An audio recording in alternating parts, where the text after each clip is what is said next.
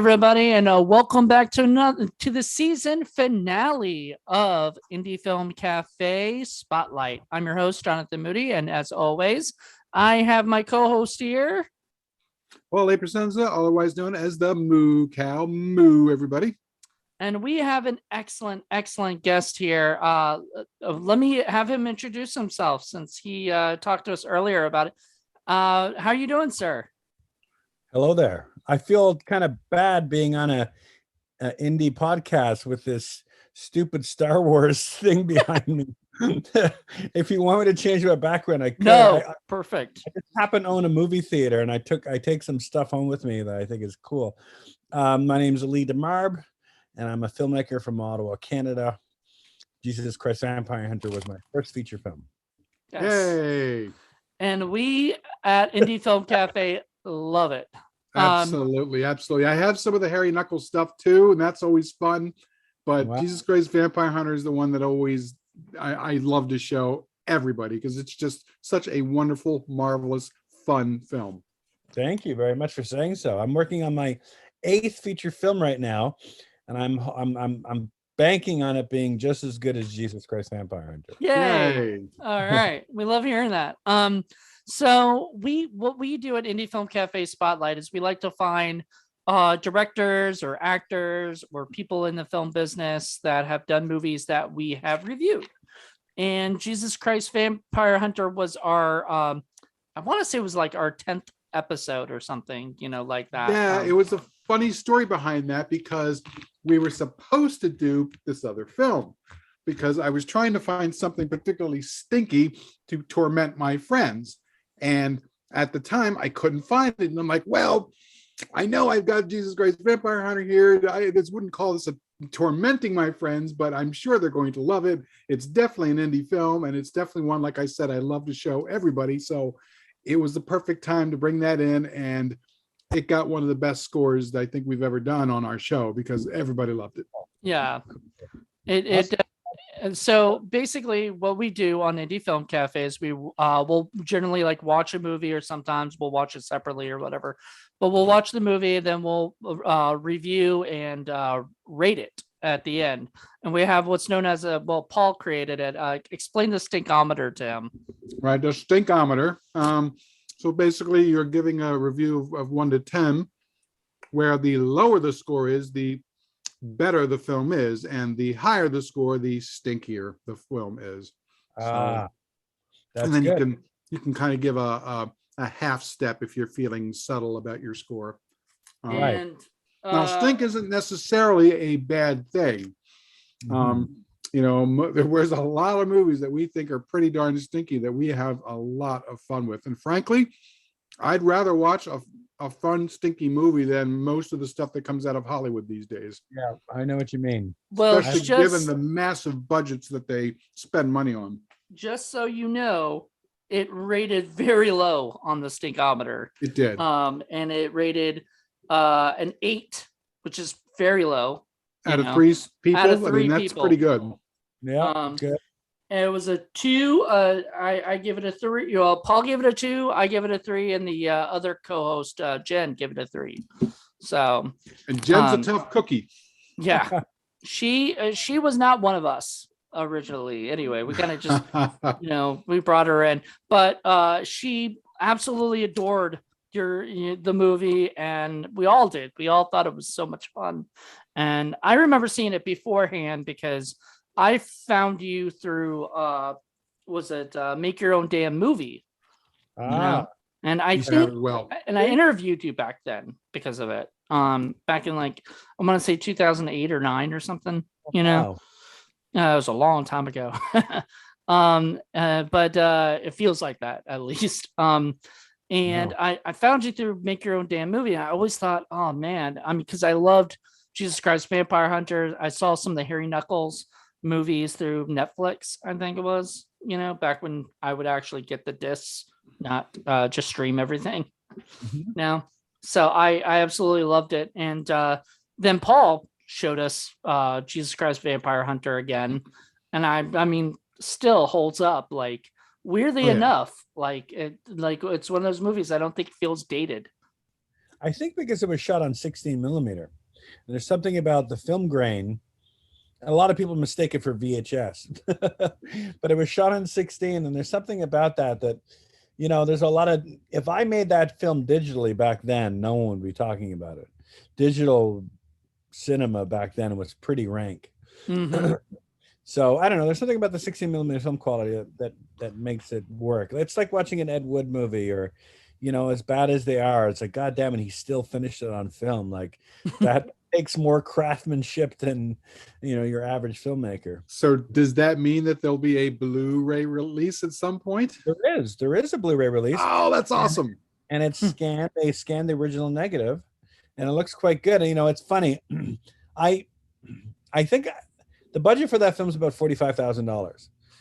That's awesome. None of the money is in front of the camera. It's all in the camera. I should go get you. I have my 16 millimeter camera that I shot the film on in the other room over there. It's a tiny little wind up, and it made a lot of noise, so I couldn't record sync sound. Right? We'd months later, the actors would come in and do their voices because it was a machine that went on set when you were filming. So, why am I bringing this up? So I spent $45,000. There was $12,000 on a sound mix alone, so I can finish the 16 millimeter. I needed to mix my sound and make an optical track to go on the print, and then I had to do a neg cut, which cost around $15,000. I spent all my money shooting on film and finishing the film, and when I finished, I only had $200 left over to do a shitty VHS transfer, and that $200 crap transfer is what the world saw. That's the DVD release. That's all the stuff that's on YouTube that people put up. But recently, I would say 10, I don't know, when Blu-ray came on the scene, they actually made a HD DVD of it first. They scanned it for an HD DVD. And by the time they were ready to release, HD DVD failed.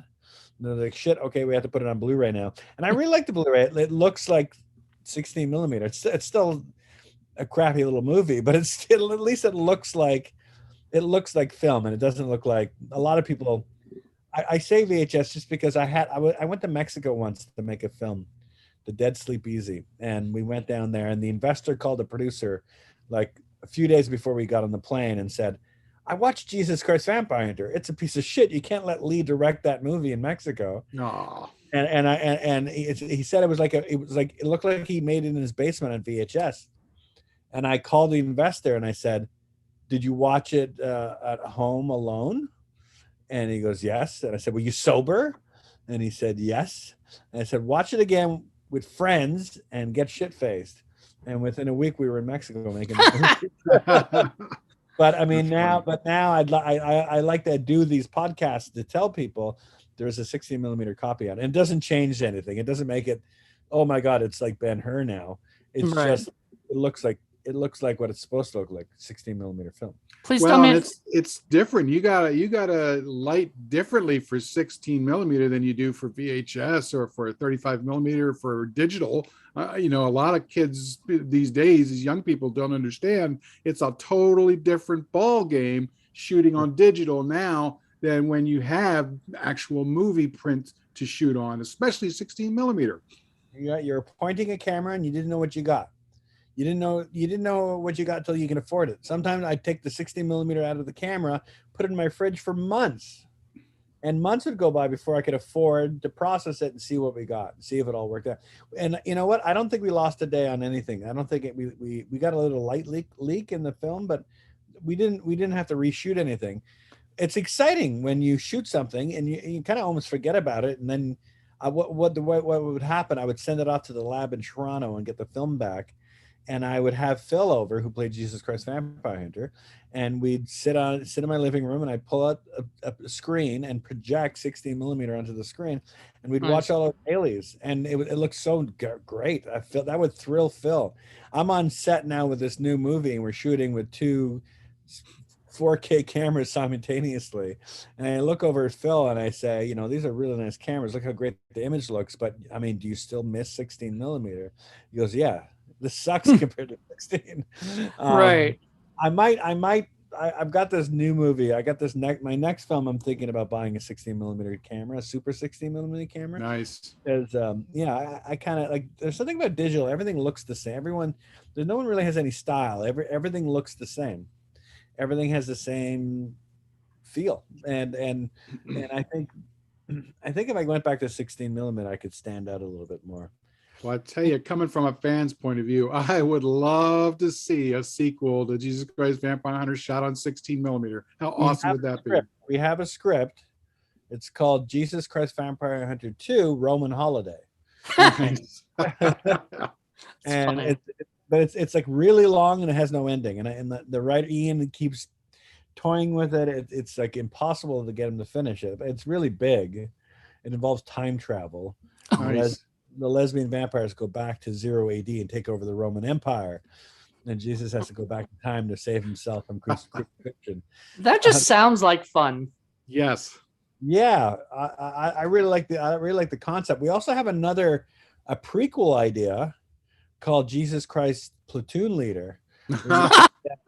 You find out Jesus Christ Vampire Hunter isn't the second coming; it's the third coming. That the second coming was during the Vietnam War, and he's at the Dominion Tavern getting drunk, waiting for the Judgment Day, telling his friends that, I was in the shit.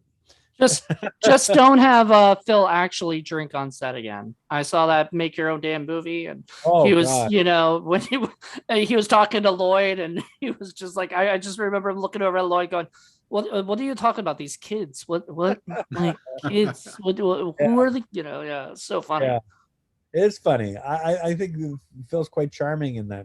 Yeah, Phil does not like that at all. Lloyd's in our new movie. Lloyd came up to Ottawa to be in our new film. Nice. Crazy day of shooting, because we shot all day with Lloyd here in Ottawa, and his mother died on the day we were shooting.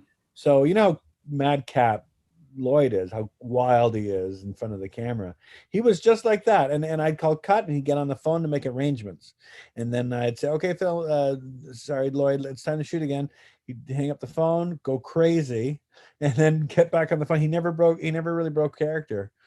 But it was great having him up. And it's unfortunate that happened to happen on the day we were shooting, but he pulled it off. He got through it, and I'm so happy to have him in the movie. Not many people could do that. So, wow, that's awesome of Lloyd.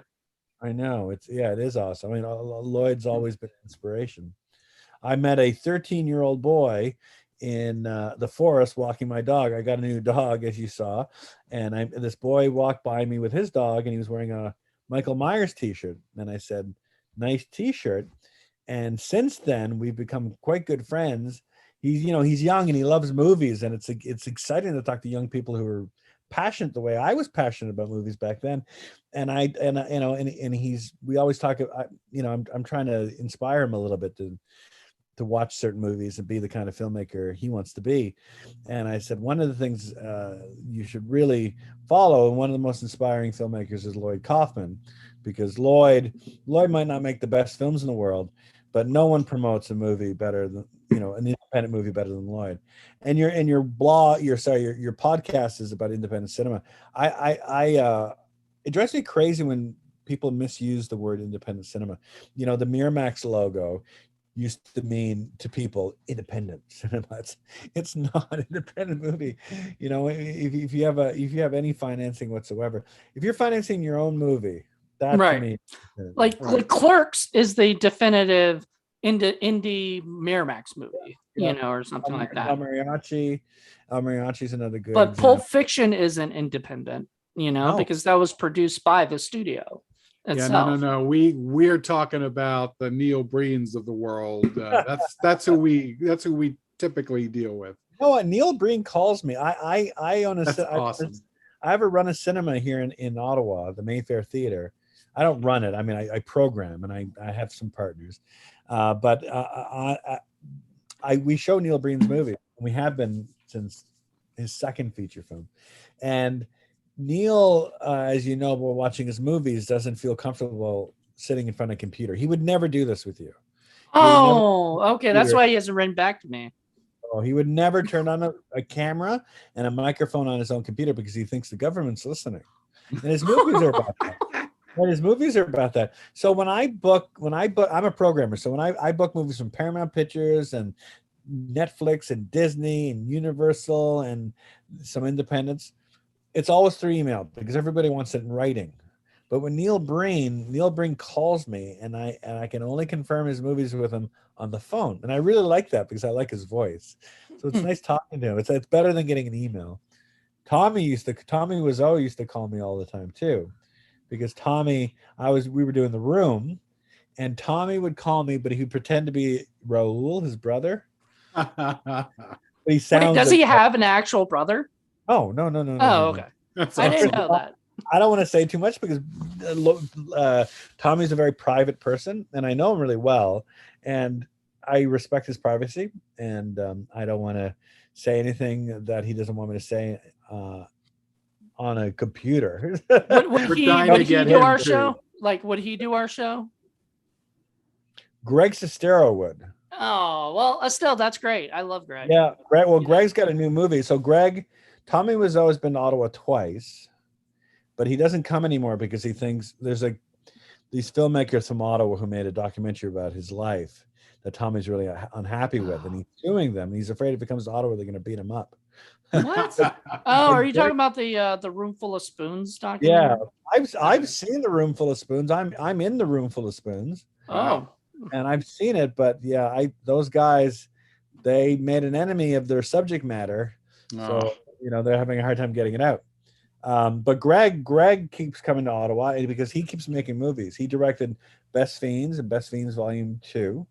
Do you know these films? Best yeah, Friends? I haven't seen it yet, but I've heard of it. I think you have too, Paul, right? You've heard of it. Oh yeah. There's a character in it called Mr. Lee that's based off me. Oh, nice. Oh wow, I didn't know that. That's great. But then he's got Greg Sestero just wrote and directed a new horror film called Miracle Valley, which looks great. Go watch the trailer for that. And so we're hoping to show that in the new year and have him back up. But Greg, I'm sure Greg would love to come on here and promote his movie. Greg's really fun to talk about because he loves movies. Mm-hmm. Yeah, he definitely seems like it. Yeah. Tommy's really fun to talk about, but he only likes like one or two movies. But Greg, Greg can go on. We keep wondering when Big Shark's coming out. Yeah, so Greg told me about that Tommy really wants to make it, but Tommy's only made The Room. Like he made that pilot series. I saw it actually. I saw the pilot series. It was on Hulu for a little bit or something. So The Neighbors or whatever. And I watched it and I was like, this is totally Tommy. Like I loved it. And but unfortunately then it disappeared off of Hulu. I wonder why. And Tommy took it down. Oh, for real? Yeah, Tommy took it down. So Tommy's only got this one movie, and Greg keeps making movies. I don't know if Tommy, I'd love to see Tommy finish a movie. He wants to come to Ottawa and make a vampire movie here. Nice. He wants to make. Perfect. I think he should do Nosferatu. He wants to set it in Ottawa and use the Parliament buildings as the castle, which is crazy. Ottawa at all. I think I'd love to see him do something like that. A Nosferatu remake. That would be great. Yeah. Yeah, who knows? Yeah. Wow, that would be very cool. All the power to him. Well, so who else do you like? I mean, do you admire a lot of independent filmmakers? Like, do some of them inspire you to go make your movies? It's the list is endless. Not just independents, but I like a lot of filmmakers who work in the industry and foreign filmmakers and Canadian filmmakers. But when you talk about independents, and probably one of the most pure independent filmmakers ever was Russ Meyer. Mm-hmm. RM Films. I mean, Russ Meyer made 2 studio films, Beyond the Valley of the Dolls and The 7 Minutes, but everything else was produced by himself, by his own company, RM Films, and he always owned those films. And that was really thrilling to me. That I think Russ Meyer's as good as a filmmaker as Stanley Kubrick. He can pick up his own movie camera. He edits on film. His composition, everyone talks about big tits. When it comes to Russ Meyer, they just talk about boobies.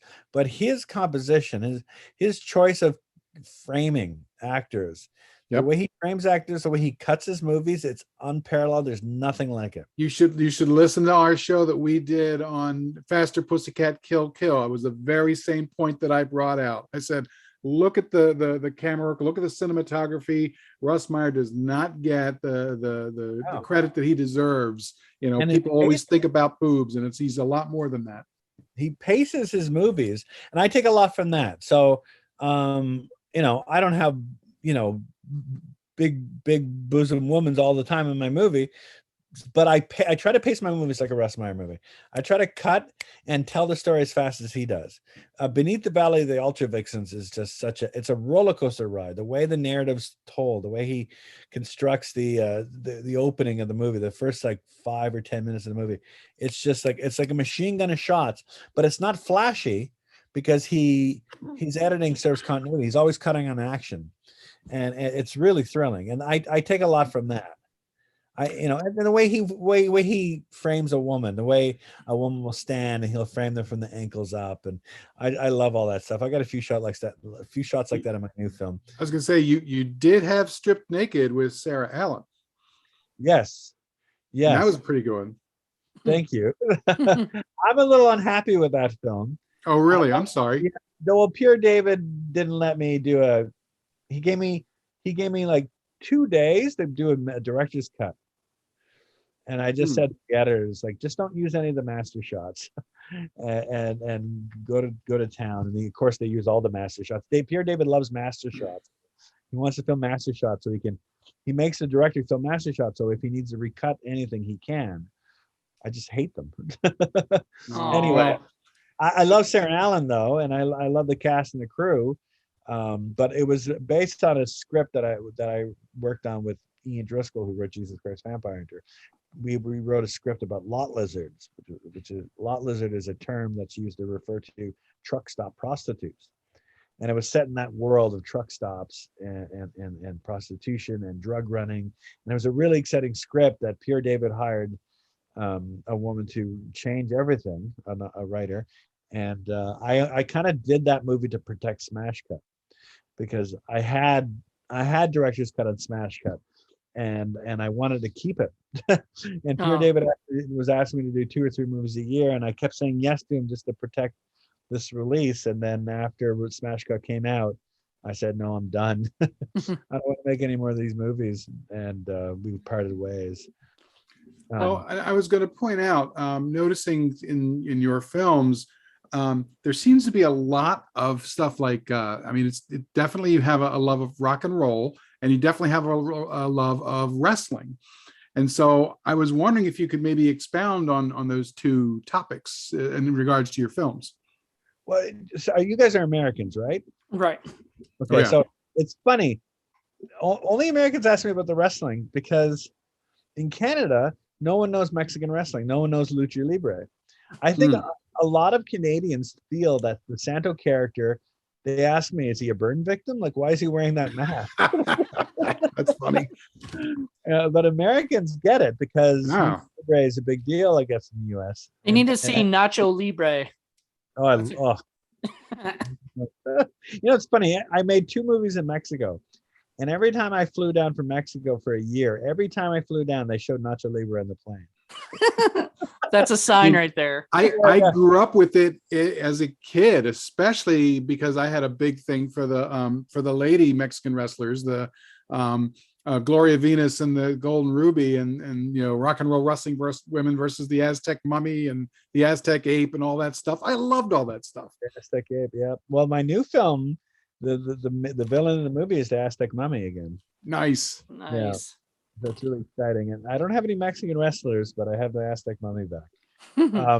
Because of course my Santo moved to Nova Scotia. Oh. You know, it's funny, Santo's grandson is in one of the Mexican movies I made.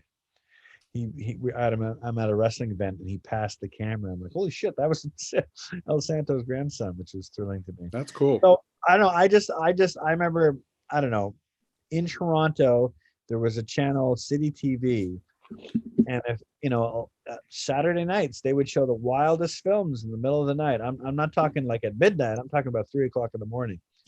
One night I came home from after last call, and last call in Ottawa is 2 a.m. So I got home about 3, turned on City TV, and El Santo versus Dr. Death was on, which always remains my favorite Santo movie. I think maybe it's just because it's the first one I saw. But there's kind of like a whole bunch of different kind of Santa movies. There's either the Santa movies that are like Batman movies, or the Santa movies where it's like a James Bond character. And Dr. Death is kind of like he plays a James Bond character. And I was thrilled that he never took his mask off. Like he'd go through the airport, he'd be in the speedboat, be in a helicopter, always wearing the mask, and I couldn't blink, I couldn't go to bed. I wanted to know more about Santa, and I found out this was a long time ago, and they were released, I guess, a lot of the places in the United States as Samson movies, dubbed in Samson movies. And I'm talking, this is before I didn't have the internet at home, and I had to do my own research and fell in love with this character that no one was talking about in Canada. And I thought it'd be fun to appropriate now Santo character into Jesus. Like, if it was Jesus Christ Vampire, he's going to have a sidekick, it should be Santo. And he used him in Harry Knuckles and the Pearl Necklace, and he's in Harry Knuckles and the Church of the Aztec Mummy. And you know what? He's not in this new film I'm making, but he was spiritually. Because I think of the real El Santo and our Santo often, and it thrills me. And so I don't know. It's such a silly series of adventure films, but also genuine. I like Santo movies more than I like Marvel movies. Oh, they're fun. You sound like Paul for sure, because Absolutely. Sorry. Oh no, go ahead. But the rock and roll thing, I mean, I when I listen to music at home or in my car, I listen to soundtracks all the time. I'm listening mostly to instrumental music.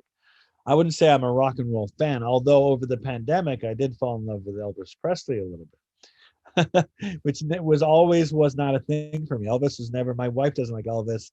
I don't know. I always stood far away from Elvis. But no longer. I'm done. I'm a fan of Elvis Presley now. Well, it's funny because it had definitely had a very punk aesthetic in Jesus Christ Vampire Hunter, and I grew up in the '80s when punk was like a big thing, and punk out of Canada, DOA and the Subhumans, and there was all kinds of great music coming out of Canada in that period, and I'm like, wow, this is a guy who knows really good music from that era, from that area. I can't take credit for that, but I involved a few musicians on Jesus Christ Vampire Hunter, and I guess Ottawa is just a cool enough scene. So there's no film industry in Ottawa. There's a little bit of one now. They make Lifetime movies and Hallmark movies, but that's horseshit. I'm talking. There's no real film industry like Toronto, Montreal, Vancouver. I would think Vancouver have film happening. But when I made Jesus Christ Vampire Hunter in Ottawa, no one was making movies. So when people got word that we were making this movie about the second coming of Jesus, where he fights lesbian vampires, everyone wanted to be involved with the movie because it was exciting. No one makes movies in the city, and that's what it was like. So I had all these musicians who wanted to contribute, and that's how it came down. Like all these guys did, the Blue Demons did that awesome surf music in the movie, and I think Pearl Necklace. I like that movie. That song, "Big Tits, Nice Tits," I think the song's called. So I don't know. I just got, and then did Dave Bigelow from the Hammerheads did Slush Panties, and he did Pearl Necklace, and for Jesus Christ Vampire Hunter, he did Everybody Gets Laid Tonight. So I always thought that song, the music in the movie is better than the movie itself. Like it's like top-notch quality music, and I'm lucky to have these guys involved in a new film again. Is there a soundtrack available for people? I have a soundtrack, and whenever anyone emails me, I always give it. I never sell it as a kid. Listen to it, have it, share it, because I love the score. Yeah, I wish. I mean, I used to sell T-shirts. I'm wearing a Jesus Christ Vampire T-shirt. I used to do T-shirts, and I used to do soundtracks, and it's too much. I want to make another movie. It's only one of me right now. Maybe when I retire, I can get more into it. But I love that score. I also have to ask about the one character whose name I do not know, but I referred to her, and I hope I don't insult anybody by this, but I referred to her as the Giantess because she's very, very, very tall, and she's in several dance numbers, and you see her from a mile away. Where did she come from? Baron Freese. Karen Freese is the woman you're talking about, and her sisters are in the movie. There's 3 Freese women. Oh, wow. And they're all tall and beautiful. And Josh Grace, who plays Dr. Pretorius, was dating her at the time. That's how she's in the movie. Oh, wow. That's great. And now he's with one of the sisters. Now he's dating one of the sisters. And What's Karen, funny, because not only is she tall, but Phil's kind of short. So the two of them together, it's just funny. you're not talking about Mary Magnum, are you? No, not Mary Magnum. About the girl in the dance number. Yes. Yeah. The So blonde. Karen, it's funny. I went to the Cannes Film Festival twice in my life. And the second time I went, it was Jesus Christ Vampire Hunter. And on the beach, Josh shows up with Karen. They just show up at the Cannes Film Festival. It's not easy to get to, and it's not cheap. They just showed up and spent 2 weeks, 16 days with me in the south of France. And so when I think of Karen, I think of the Cannes Film Festival. And she, you bring a woman like that to the Cannes Film Festival, you're gonna get, people are gonna look. Is she a dancer? Because she was doing some nice dancing. No, I don't think so. I haven't seen Karen in a while, but Josh is dating her sister. I could find out. Yeah, no, I don't know. She just, we had a choreographing, doing all the dance. Ken Godmere choreographed the dancing. We shot all that in one day. It was crazy. It's crazy we shot all that, and we had no permits. Oh, wow. All realized we just went out and shot all over the city. People ask me all the time, Lee, how do you get permits? I'm like, don't ask for a permit. Just go and shoot. God. Yeah, I guess it's better to apologize than to ask for permission. Exactly. And they'll tell you no. You're just gonna know. Yeah, most places tell you no. So if you just shoot it, then they just tell you to go away, or whatever. Stop shooting, go away. So That's better. great. That's better. Yeah, hopefully you've got something in the can. And to go back to your other question, who are your favorite independent filmmakers? I would say Larry Cohen's right up there for me. Mm-hmm. I think Larry Cohen's probably the best guerrilla filmmaker who ever made movies. Specifically, his sequel to Black Caesar, Hell Up in Harlem, the stuff they do in the LAX in the third act of that movie just blows my mind. And I think in Black Caesar, Fred Williamson climbs a billboard in Times Square with a rifle strapped to his back. And, such points it down to the audience. They had no permission to do that. And it's in the movie. It's spectacular. Driving in taxi cabs up and down sidewalks in Manhattan. It's mind-blowing. One of Paul's favorite filmmakers is Ray Dennis Steckler. And some of the stuff I saw when we watched Rat Finka Boo Boo was just nuts. And I'm like, there's no way he asked for permits for a lot of this shit. They just did it. I was so pleased that I got a chance to interview him and talk to him about 6 months before he died. Yeah. Wow. It was it was on my bucket list of people that I had to meet. And he was really, really nice. And that was way cool. That is cool. I remember I used to show his movies before I had the Mayfair. When I was in university, I used to show his movies in a bar. And so much fun. You make me think of too. Abel Ferrara was like that. Ferrara would put his movie camera in the back of his car and film. In Bad Lieutenant, when Harvey Keitel shot at the end of that movie, they just did it, and they had a hidden camera, and everyone on the sidewalk thought someone got shot in their car. And you can see people crowd the car. It's thrilling to watch and know that. Wow. I think Zhang Yimou did that too. I think Zhang Yimou made a film in China called The Story of Qi Ji, and with Gong Li, and also hid a movie camera in the van and would shoot on the real streets of China. Where at the time China was trying to ban all his movies, didn't want his movies to leave the country, and filmmakers like Woody Allen and Martin Scorsese were smuggling out prints so the rest of the world could see his movies. Nice. Yeah, all those stories. I love hearing stories like that from filmmakers or from people who knew filmmakers. The fact that you knew or got to know Dennis Steckler a little bit is exciting. I did the same thing. I used to be able to call Russ Meyer. I got to know Russ Meyer a little bit and used to call him and ask him advice, and Herschel Gordon Lewis as well.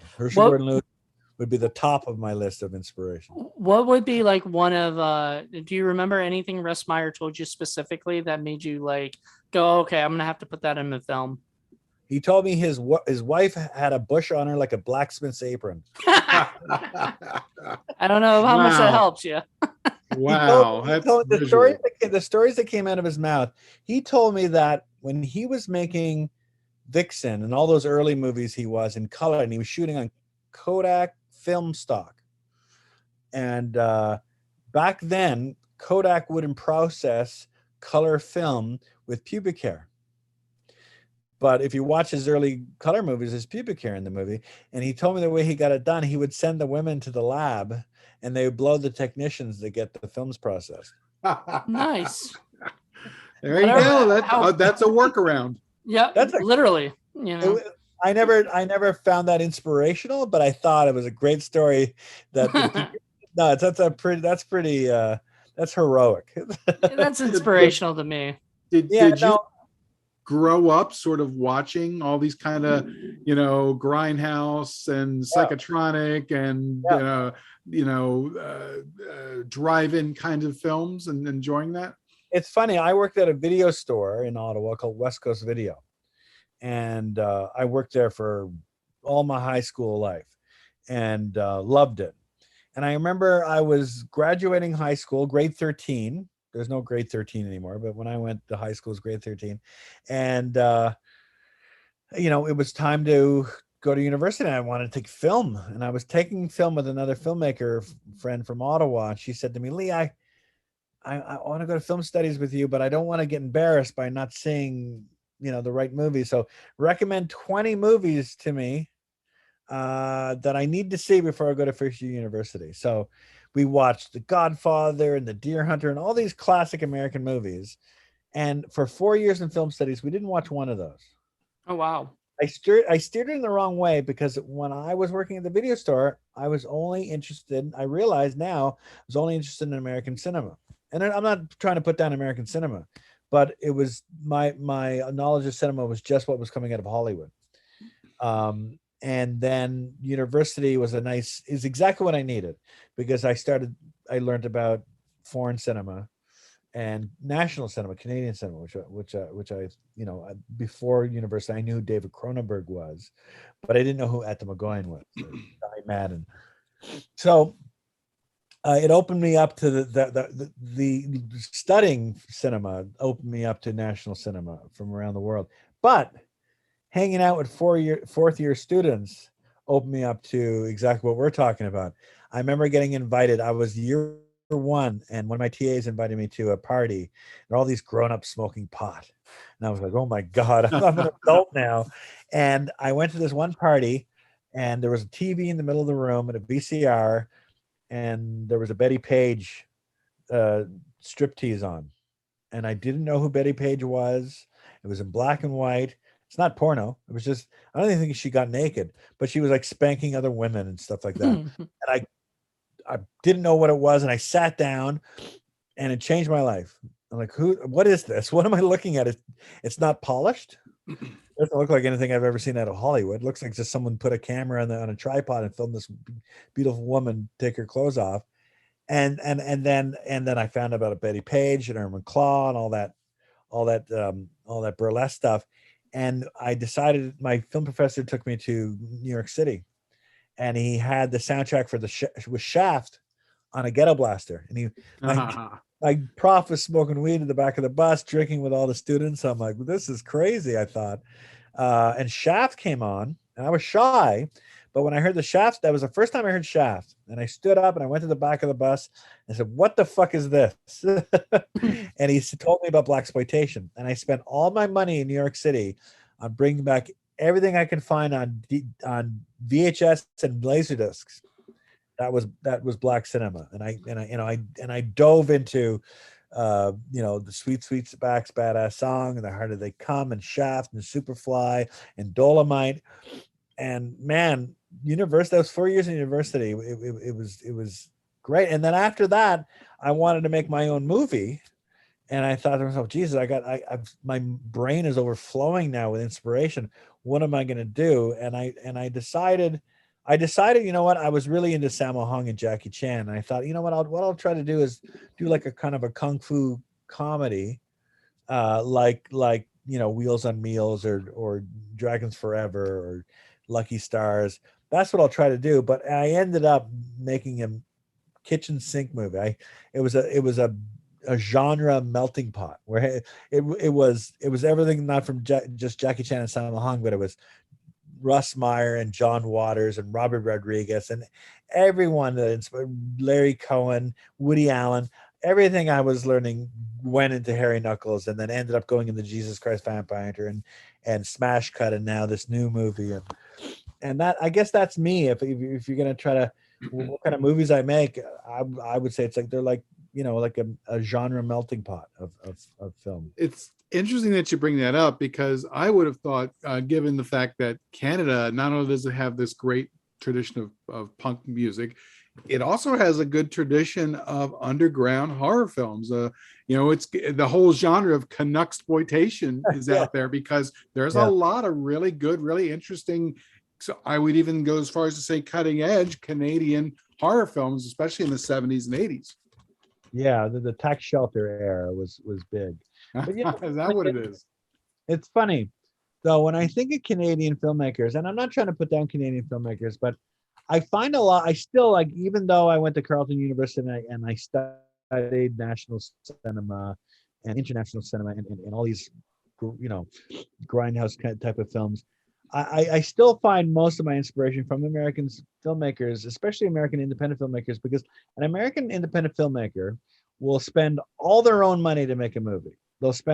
They believe in their film so much that they'll max out their credit cards, and they'll max out their parents' credit cards. They'll max out their girlfriend's credit cards.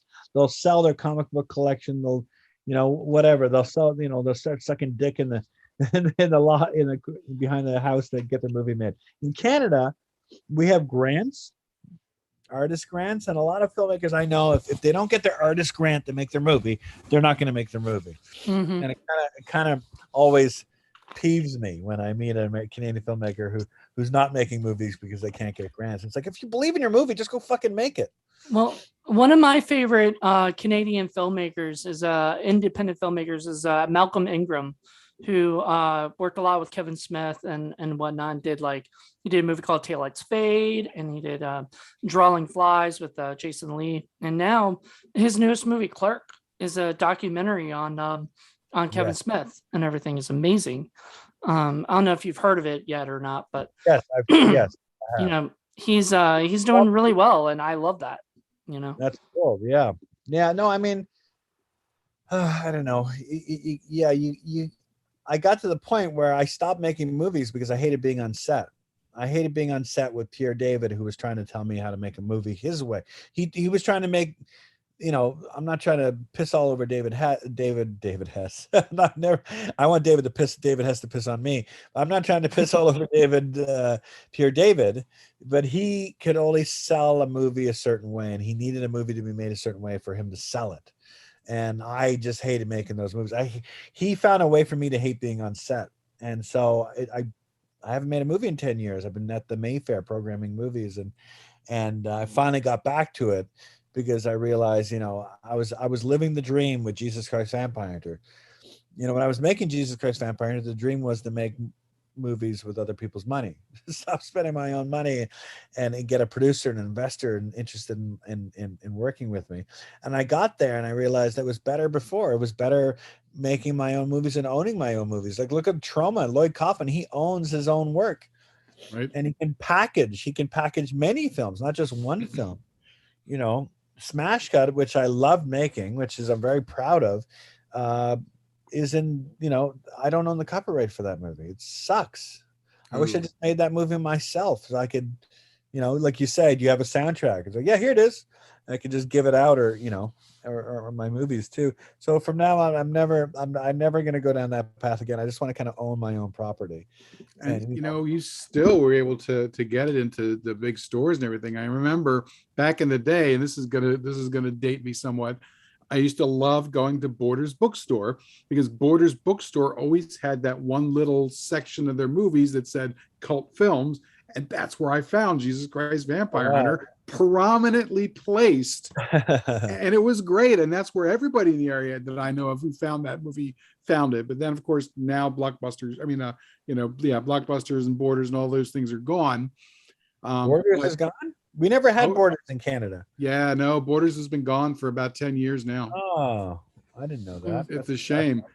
Yeah. But I mean, you got your independent Canadian film in there. So it's crazy. It's crazy. Yeah. And I kind of feel bad now for filmmakers. Like even myself, I'm making my 8th feature film. Like, am I ever going to have a DVD of it? The people make DVDs anyway. Walmart's new release section is getting smaller and smaller. In a couple of years, they might not even be processing stuff like that anymore. So, oh God, yeah, I went into Walmart and they're like, it's basically, yeah, it's decreasing. They're not. They still have their independent section, which is nice. They have like independent films that they put out, but Target doesn't, and Target's like almost gone. For DVD. So I wish we had the Target here.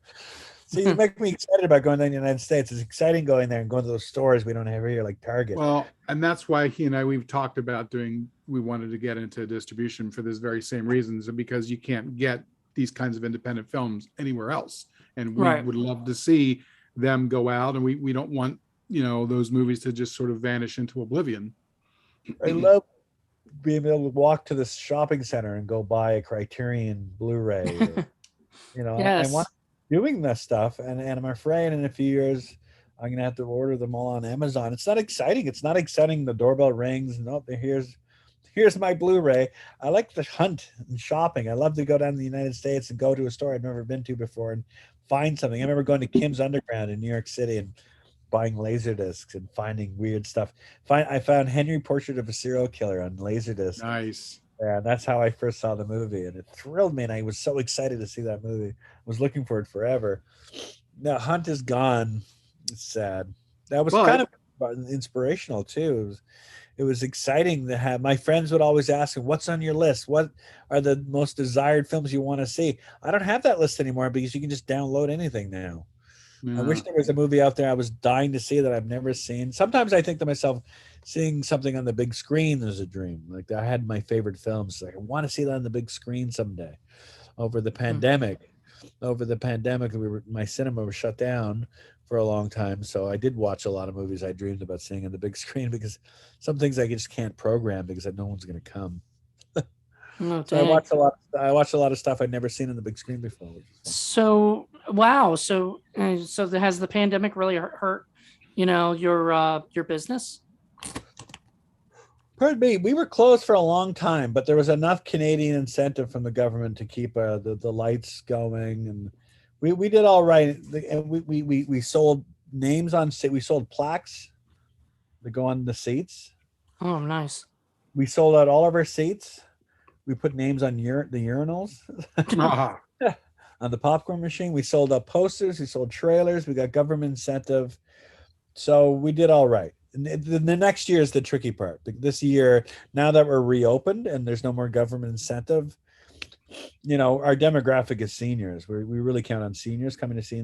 We only show independent movies, and we only show art house films, I should say. We don't show first-run Hollywood movies. So, and it's mostly seniors that come to see those kind of things. So not a lot of the seniors are comfortable yet to come see movies. Yeah. So we're waiting for seniors to come back. In the meantime, we show lots of fun movies. We just finished our second Clint Eastwood festival. I'm taking my son to see Mulholland Drive this weekend at the Main good Fair. One. So it's we're having fun, but we're not making the money we were making. But it's going to come back. Our members are really loyal to the Mayfair, and they've done us well.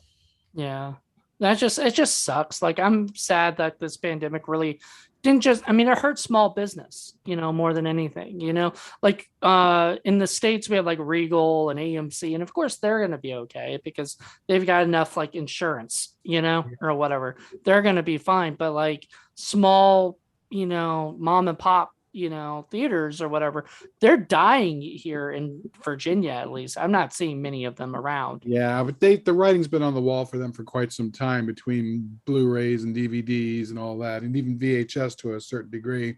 I mean, this has been going on for quite some time. Now streaming, it's just, I mean, I don't know. It's nice, like it's nice to have streaming, and whatnot, because sometimes you just can't go out. I mean, and it's just nice to be at home. But here's the thing about streaming. When I worked at West Coast Video, the video store, when I was in high school, there used to be a 6-month window between movies being in theaters and being on home video. When Lethal Weapon 2 came out in the theaters, 6 months later, it was on VHS. By the time I took over the Mayfair 12 years ago, the 6-month window turned to 3 months. And now I'm booking movies, and they tell me, okay, next week it'll be on demand. So the window is now 1 week or less than a week, sometimes, right? Sometimes I'll book a movie and start it on Friday, and by Wednesday it's on demand. But the thing is, and we've had this discussion before, Jonathan, I mean, there are people like myself and Jonathan to a certain extent, we prefer to have the physical medium. I can't stand streaming because you don't really own it. Yeah, that's true. But I'm not selling tickets to you and your buddy.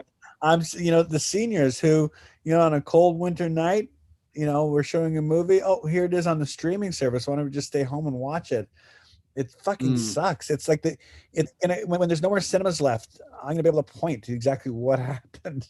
Right. With the streaming service. Well, and then you go to chain theaters here. They advertise. You go see a movie, and I'm used to seeing trailers for movies that are about to come out.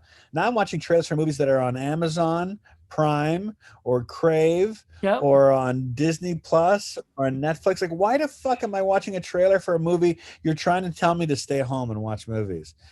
It floors well, some of the independent ones down here have had to sort of adjust so that it's not so much the movies that they're doing, but the other things that they're offering. They're offering food. They're offering like more comfortable chairs, more of a cafe atmosphere.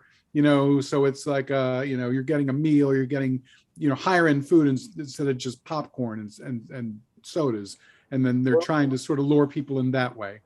We do hand jobs. There you go. No, that's the Russ Meyer way. That's the Kodak way. Exactly. Well, the Mayfair is sorry. Oh no, go ahead. I was just gonna say the Mayfair was built in 1932. Oh wow. So it's a real movie theater. It's not square, it's rectangular. It's longer than it is wide. So the CinemaScope screen is actually wider than it is. I hate when I was a kid and you rented a movie that was, widescreen, instead of pen and scanning, you could rent a letterbox movie, and they had black bars on the top and the bottom. The black bars were there so a rectangular image can fit on a square TV. Now letterbox is used in the chain theaters to show a CinemaScope movie on a flat screen. It drives me crazy that the CinemaScope image is smaller in chain theaters than it is watching a flat movie. Anyway, the Mayfair is built in 1932, so our appeal is that it's a real old movie theater, and it's gorgeous on the inside. Tom Cruise saw his first movie at the Mayfair Theater when he was a kid. He was raised in Ottawa, and he saw 2001: A Space Odyssey at the Mayfair. And that's what made him want to be a movie star. Nice. Wow. By the way, I used to work at a video store, and I would have customers come in and complain about oh my God, I got this video, VHS back then, and would be like, but it's got the black bars on it. I don't like it, blah, blah, blah. And then I would try to explain what they're basically missing but they're like, I've got a small TV, so I don't give a fuck about, what I mean? Last of the Mohicans was the first big one. I think the first film released with Letterbox was Woody Allen's Manhattan. Oh wow! And Woody Allen's Manhattan, it's not black bars; they're gray. Wow. I think there was a copy of Once Upon a Time in the West, and it had red bars. But I need to see that. That'd be fun. But I think the first major release, where I remember when Last of the Mohicans came out, we had like 30 copies. and they were all letterboxed, and everyone came back. So there's something wrong with the tape. There's black bars in the top and the bottom, and I just wanted to smash them in the face with the cassette. It's so funny. So many people today, they don't even understand. They don't even know what a video store is. I'm like, my goodness, they just never lived the era that we lived. Okay, Yeah. Go ahead. My favorite. So when I'm long dead, you know the story I just told you about how Russ Meyer got pubic hair in color. Okay, here's my story that I thought was really something cool I did when I was a kid. So you're familiar with VHS tapes and how what a broken tab does, right? So if you rent a new movie with the tab was this little hole on the cassette, and if the tab was broken, you couldn't tape over the movie. Mm-hmm. So if you rented a movie from the video store, the tab would be broken and you could never tape over it. But if you bought a blank video cassette from the store, the tab would be on there so you can record television, you record movies. But if you put a piece of tape over the broken tab, you can tape over it. So in high school, I used to make short films with my friends. And the way I distributed my short films, I worked at the video store, and I would take new releases and I'd put tape on the tab. And after the end credits of a movie, I would put my short films there. So that's tell funny. people at school, if you want to see my new short film, rent Lethal Weapon 2 or Manhunter, and fast forward, and there's my movie. That's how I used to tell people to go see my new movies. That is awesome. That sounds like Be Kind Rewind stole that from you. Yes. You know? Oh, great film. Yeah. So yeah, well, I have a Last Mohican story. I saw that movie in Richmond, Virginia, with my sister at this like really, really nice theater, when I think it was a second run theater or whatever. I saw it, and my sister started crying, like bawling her eyes out at the end of the movie, so bad that I kept kind of kicking her, telling her to stuff. And then it wasn't that bad. I would sink in my chair and just be like, oh my God, I can't believe, so embarrassed because it was so obnoxiously loud, Right. I didn't think it was, I didn't think it was that sad of a movie, but I wonder if that movie's held up. I don't know. Liking it when it came out, but I haven't seen it since I saw it in the theater. Yeah, when Daniel Day-Lewis goes charging down the hill with two flintlocks and fires them at the same time, and he's hitting people in point blank accuracy. Yeah, I was like, no, sorry. Why is John Woo inspiring this movie? Yeah, it's ridiculous. But my favorite little VHS story is if you've seen Ghost World, where the one character goes into the store and he says, "Oh, I'd like a copy of 8.5." And the clerk's like, "Oh, 8.5 weeks. That's in the erotic section." He's like, "No, 8.5, the Fellini movie." The guy looks at him like, "What?" Yes. It's so funny. Yeah. Yeah. You know what film Mohicans makes me think of? And one film that does hold up is The Mission. Oh yeah. The Mission. I saw that. That's still good. But I don't think Mohicans has The Mission longevity. No, But, I don't remember ever liking it when I was a kid when I watched it or whatever, The Mission, that was filmed in Canada, wasn't it? The Mission? No. No, it was filmed overseas. You know what was filmed? There's not a lot of cool movies that were shot in Canada, but there's a few good ones. Sergio Leone shot a lot of Once Upon a Time in America in Montreal. And I had a guy on my prop master on Smash Cut worked on that movie with Leone, and he had a lot of good stories of working with Sergio Leone. And yeah, there was a cool spaghetti giallo film that was shot in Ottawa called Strange Shadows in an Empty Room, which was released on VHS as Blazing Magnums, which had a cool car chase. I guess all the Police Academy movies were shot in Toronto. Blood and Donuts was shot in Canada. And the X-Files. That's television. That's not art. Yeah, I know. But I thought they might have done some of the films. I thought some of the movies, X-Files movies, were shot there as well. Yeah, I'm not a big X-Files guy. Supernatural is filmed in another TV show. I like TV. And that seems to be also a big thing. Is you know, it moves on from like a lot of film used to be the big thing, and TV used to be kind of looked down upon. Now it feels like they're both the same, you know, I or still look whatever. down on television. I love Although TV. I kind of grew up on it. there are exceptions. I love this third season of Twin Peaks is probably David Lynch's best work. I haven't seen it yet. I need to watch Fire Walk with Me first. Well, Yes. the quality just seems to have left Hollywood and movies and gone into TV. I mean, you look at HBO. HBO has been putting out nothing but great content for the last 20 years that Hollywood really can't touch, You unfortunately. know what? Yeah, every once in a while you get a Florida Project. Yeah. Florida Project to me is the best American film made in the last 3 years. They're still worth it. You know, Licorice Pizza looks amazing. I liked Spencer. I liked what was The Power of the Dog. There's still good new movies coming out there, but not the majors. Not the big tentpole movies are boring. Right, You know, right.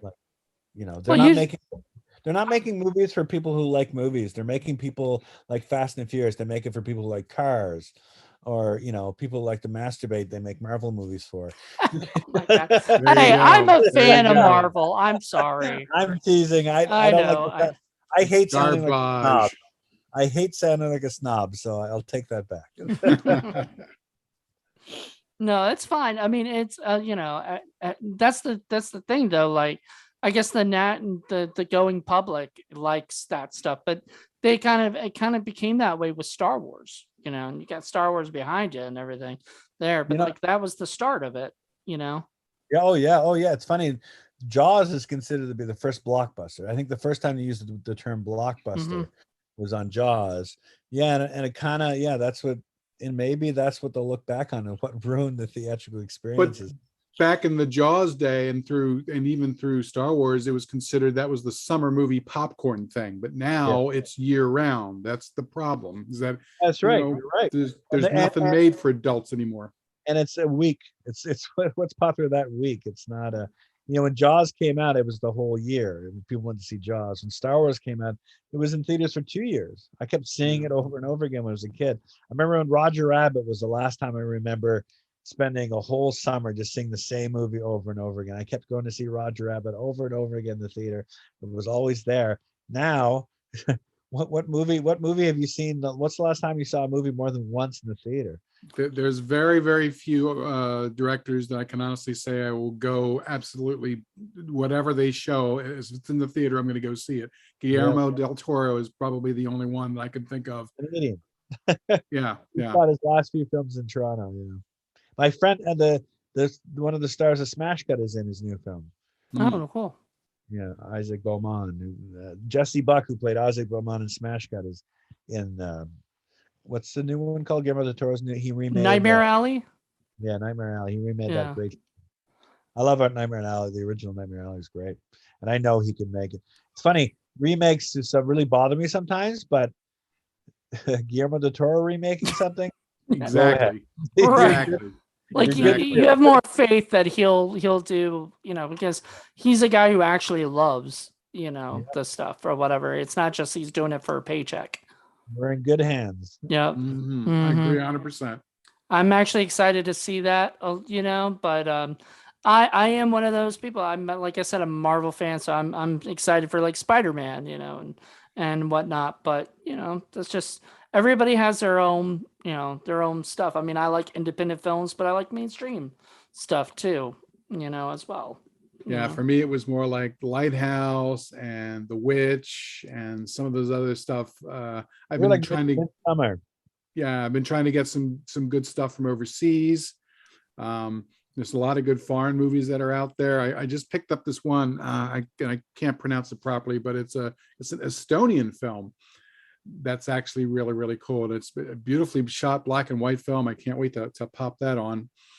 And it's if it's not indie, then it's foreign. They're the only ones who are willing to take the chance and do interesting, creative, cutting edge stories, because Hollywood's just not, you know, they just don't want to take any chances. They you know, anything that might not make them enough money back, they just don't want to take the chance. Yeah, but then how do movies like The French Dispatch get made?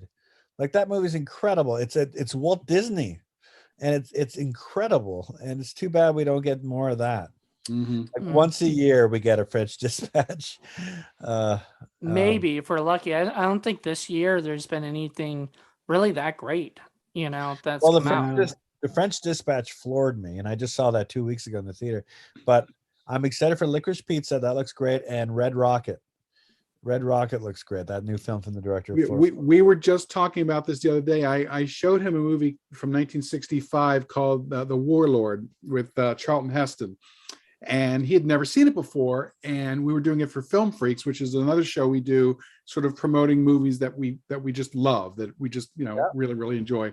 And at the time he was like, "Wow, this one probably should have had some Academy Award nominations." And that was in an era when you could have 25 to 30 movies that you could watch in a given year that might have that, and yeah, you'd be lucky to get one, or two now, Yeah. There's just it feels like Hollywood, and this might be for a long time, that's been sort of deciding that it's harder for them to actually like you said, put out content that isn't already like established at some point. Like it has to be a comic book or a book or something that's already been made for people to know, okay, it's already got an audience. So I know, like recently with the Steven Spielberg and West Side Story, you would normally not expect that. Yeah, I would be upset. The idea of a West Side Story remake should make me lose my mind, but I don't know. I know I've been a fan of Steven Spielberg for so long, and I know how much he loves that film, the Robert Weiss film, the original. And I think if you think of, he's never done a musical, but 1941 has some really good musical numbers, and the opening of Indiana Jones and the Temple of Doom has a really great musical number. And if he does if he brings that kind of quality filmmaking to this, I think he could really knock it out of the park. So I'm excited for West Side Story. I want it to be good. I like Steven Spielberg. He was a hero growing up. But if anyone else made it, I would be pissing on in the popcorn. Yeah, let's just hope it doesn't turn into Cats, the movie Cats. I saw that in the theater. Did you? Well, I mean, that's sort of like a sort of a bad, fun. I saw it kind of, because when everyone's laughing at it. Yeah, exactly. You saw it because everybody laughed. I'll never watch it. So I guess we're probably at that time to end. But so you said you're working on something you can't talk about, I'm sure. We can. It's my own movie. Right. Well, we don't want to give too much away, but like, tell us, what are you working on? Please. It's a kung fu action comedy horror drag queen movie. Nice. Drag exploitation, I call it. Nice. And it really feels like it's from the makers of Jesus Christ Vampire. That's, I made 2 movies in Mexico, and came back to Ottawa and made 3 horror films here, and I've gone back to I'm making it just like I made Jesus. I started making the film, and I remember we did a table read with the cast and crew, and we were about to start shooting. And at the table read, I got a call that my mother was dying of leukemia, and so I had to spend all my free time with my mother for a year, and while my mother was passing, so I was trying to make the movie and deal with her, and then as soon as she passed, COVID started. So I made this movie over my mom's passing and over COVID. So there's been a lot of blood, sweat, and tears into the movie, but also, if no one ever saw this movie, it was totally worth making. It's been a Band-Aid on a wound. It's been so fun doing, and it took my mind off of so much stuff in my life that should not be, considered to be positive. I don't know. It's been making this new movie has been some of the best time I ever had in my life. So I can't wait for people to see it. It's full of, zombies and mummies and kung fu and drag queens. There's a lot of dicks in the movie. A lot of dick. Always a positive. Yes, yes, yes. It's a Well, wild movie. Everyone who's working on it thinks it's just such a crazy film, which excites me. When I show things to my wife, she's like, "Oh, this is too weird." Like, thank you. I'm sorry about what happened with your mother, but I was going to Oh, ask, are you still working with Ian Driscoll? by the way, my mother was the screaming lesbian in Jesus Christ Vampire Hunter. Oh, get out of here. That's amazing. So my new movie starts with a dedication for the screaming lesbian. And so Aw. only fans of Jesus Christ Vampire Hunter will know that. That's funny. What that dedication is. Ian Driscoll, yeah. So Ian didn't write this one, but he's involved. Ian's got a real job. He became more of an adult than I ever did. I'm always working on Ian with scripts. I'm trying to get him to finish the Jesus Christ Vampire Hunter 2 script, but I've got this new idea for a movie that Ian's really thrilled about. I told you I'm thinking about buying a 60mm camera and getting back into bed with Ian on this new movie. And it's a nudist movie. It's a movie set in a nudist colony. Nice. Nice. But the drag queen movie is coming out first, and I'm in 5 days I'll be wrapped shooting that, and I'm cutting it. I'm always when I hang up with you, I'm going to go back to editing. That's really cool. Like What about Phil Caracas? Do you still do work He's with in him? it. Yeah, he's in the new movie. He plays a character named Fastbuck. Fastball. Yeah, and he does. Yeah, he plays a lot of kung fu. But Phil. Now I had to buy him a toupee for the new movie. So he looks very handsome. Does he have those mismatched sneakers still from Jesus Christ Vampire Hunter? The same. He often wears wardrobe that I bought him for Jesus Christ Vampire to the bar. That costume that's behind you, I have that in the other room over there. That Jesus Christ, I have the wig. I still have the wig and the costume. Nice. Yeah, he still has the sneakers. He tells me he has underwear that's older than I am that he wears every day. Yeah, he sounds like such a character. Yep, he turns on Saturday. He's turning 60, and I'm going to his birthday. Wow. Jeez, time has flown. Holy I cow. know. We finished. I finished filming with him recently, and he says it's his last film. He says he's done making movies. We'll see. I told Ian Driscoll, I was like, we can't make Jesus Christ Vampire Hunter 2 because Phil doesn't want to make any more movies. And he said, oh, he can play God. We can just, he can play God. We can use his voice or, yeah. I know talking with Just Jen, she was always saying that her favorite part of Jesus Christ Vampire Hunter is when they're in the changing room and Mary Magdalene's like, up, up, up, up, up, up. It's funny. She's wrapped in a towel that I got at the Slam Dance Film Festival. I went to Slam Dance with Harry Knuckles and the Pearl Necklace. Sorry, Harry Knuckles and Trisha's Aztec Mummy. And I got a towel from the festival, and she's wrapped herself in that towel. And I still bathe with that towel, that prop. It's still being used in my house. When I think of that scene, that sauna scene. Up. Oh no, she in the change room. That's right. Up. Right. Okay, so I was thinking about something else. Yeah, that change room scene is really funny because he went into the change. He was changing, and the store didn't close because we were filming, and so he walked into the change room, and there was someone already in there, and he opened the door, and it's on film, and he's like, oh, he opened the door and someone naked dude in there or something. It's funny. That's guerrilla filmmaking. Right. You shoot a location that's not even people in the background. Most of the people in the background of that movie are really there. That's funny. I asked the actress who played Mary Magdalene, because she's one of my Mary Magnum. She's one of my Facebook friends. I said, "Do you still have that red jumpsuit?" And she's like, "I can't fit in that anymore."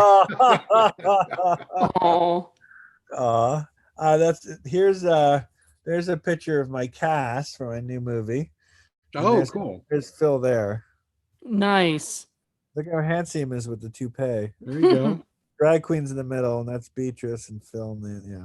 Outstanding. I can't wait for this to come out. That's going to be a good one. Oh, we're reviewing it for sure. Absolutely. You know what nunchucks are? Yeah. You know what nunchucks are? These are, I don't know if you can see that. Those are cock chucks. As it should be. Dildos. Oh, you can't see that anyway. Dildo nunchucks. That just I mean, sounds you guys awesome. made them out of intestines, so why not? Exactly. I don't know if you can see that. There's a lot there. You can see the cock chucks better there. Nice. That's awesome. We're excited. Like we want to see more movies from you, man. Thank you. Absolutely. Thank you. I appreciate you hearing that. And I'm Thank you. very glad that you had to take a break to kind of realize that you needed to come back, and Yes, everything. it's a big realization to realize I was living the dream. A lot of, I was making these movies with Ian and Phil, and I imagined someday we'll be able to make, movies with real budgets. And I didn't, and then we dreamed about we dreamed about movies that we didn't realize we were living the dream. Mhm. And to go back, yeah, it's been thrilling. And it's not about creative control. It's about creative enjoyment for me. Creative enjoyment is more important than creative control.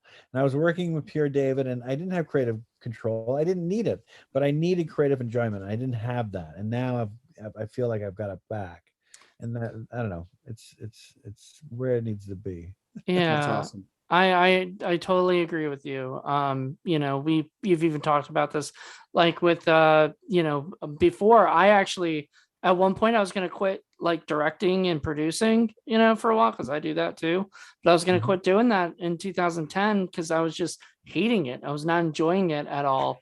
And what I realized is I wasn't enjoying like working with certain people, and stuff. And then I worked with a friend of mine and had such a blast that it Well, just sparked my energy back. And I started realizing it's not about, the making it. Sometimes it's about who you make it with, yes. and everything. So, I mean, you gotta make sure you surround yourself with people. And that's why I got Paul and other people I'm friends with that just love it, and everything. And that's where you got to find, Yep.